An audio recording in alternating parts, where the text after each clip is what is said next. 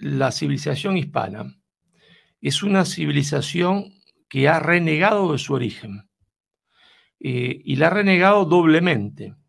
La ha renegado a aquella nación, aquel pueblo que le dio su maternidad, porque España reniega su propia historia.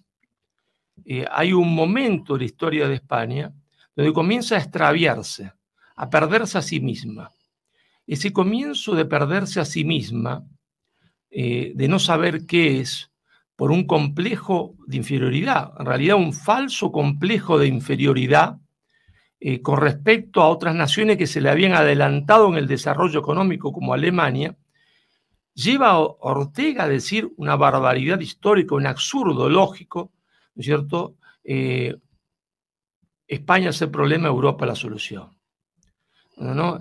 A renegar de Hispanoamérica, eso se fue profundizando en España, y del otro lado, ¿no es cierto?, un renegar, ¿no es cierto?, un renegar de España, asumiendo la leyenda negra y el fundamentalismo indigenista, pero ambas cosas, el renegar España de sí misma y el renegar América de España, tienen un punto de partida falso, que anula todo ese razonamiento. Si yo digo, todos los hombres son inmortales, y digo, Marcelo es hombre, la conclusión, Marcelo es inmortal. Bien, Marcelo se va a morir, porque la primera premisa es falsa. Y la primera premisa falsa del razonamiento negro legendario parte de decir que América era un paraíso. El buen salvaje de Rousseau, eso tiene que ver con el iluminismo francés, tiene que ver, se entiende, con la prédica inglesa, fundamentalmente. Entonces, claro, si América era un paraíso, fue España a destruir ese paraíso, donde todos vivíamos contentos, comiendo mangos, se entiende, y desnudo, y haciendo el amor libre. Pues, muchachos, no estábamos comiendo mangos, chirimoyas, haciendo el amor libre, porque en realidad en México se estaban comiendo unos a otros. En realidad, unos poquitos, muy poquitos, que eran los aztecas, no más del 10% de la población, se comían al resto porque era un imperialismo antropófago. Pero lo mismo pasaba en Colombia, donde los pijaos se comían a los chipchas.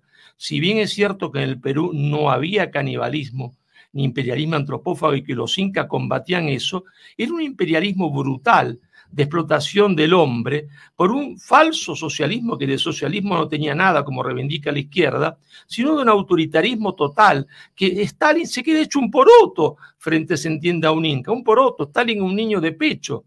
Entonces, llega, se entiende, España-América, y lo que yo voy a sostener en mi último libro, lo que América le debe a España, llega el conquistador, claro, y llega, se entiende, el cura, llegan los monjes, llegan los sacerdotes, y se encuentran con un infierno, ¿no? Se encuentran con un infierno porque estar en América era estar en un infierno. Las mujeres eran tratadas como animales, unos hombres comían a los otros, pero sobre todo, aún para aquel que tenía la posición de fuerza, como eran, por ejemplo, los aztecas, que repito, eran la minoría, porque México se identifica con una minoría de lo que era la población cuando llegó España a México.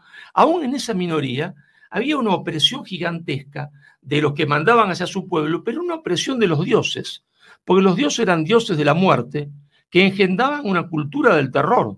Entonces, todo el mundo vivía en el terror. Y de repente llegan unos hombrecitos a los cuales Cortés lo hace llegar a México, son los 12 apóstoles de México, 12 franciscanos.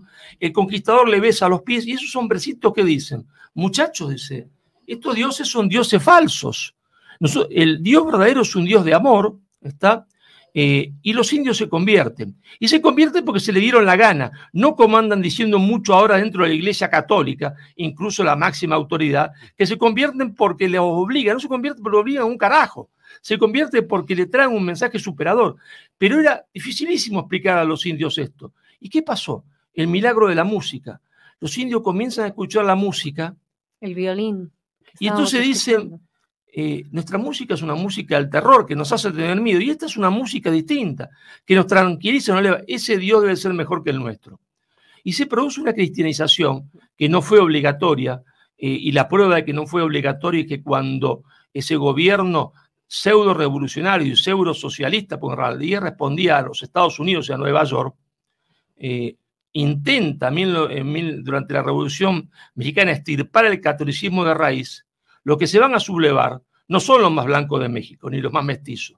Lo que se van a sublevar contra ese intento de arrancar de raíz el cristianismo, el catolicismo, son las masas indígenas en la revolución de los cristeros, que van al monte machete en mano y escopeta en mano para defender su fe y combaten durante 3 años al mal llamado México mexicano, que era un ejército de ocupación ayudado por las tropas de Estados Unidos y por las armas norteamericanas. Entonces, la cristianización de Hispanoamérica fue la liberación de Hispanoamérica, la liberación de dioses del terror, de dioses de la muerte, del fin del imperialismo antropófago de los aztecas, del fin del imperialismo embrutecedor de los incas. Y por eso hubo paz durante 200 años, porque no había ejército español en América. Una vez un papanata en una comida me hizo poner nervioso, a uno me hace poner nervioso. Entonces me tuve que parar y contestarle, porque el papanato dice: el ejército español en América. Mire, usted no sabe nada, usted nunca visitó Hispanoamérica, no hubo ejército de ocupación en Hispanoamérica, porque no hubo ejército español nunca.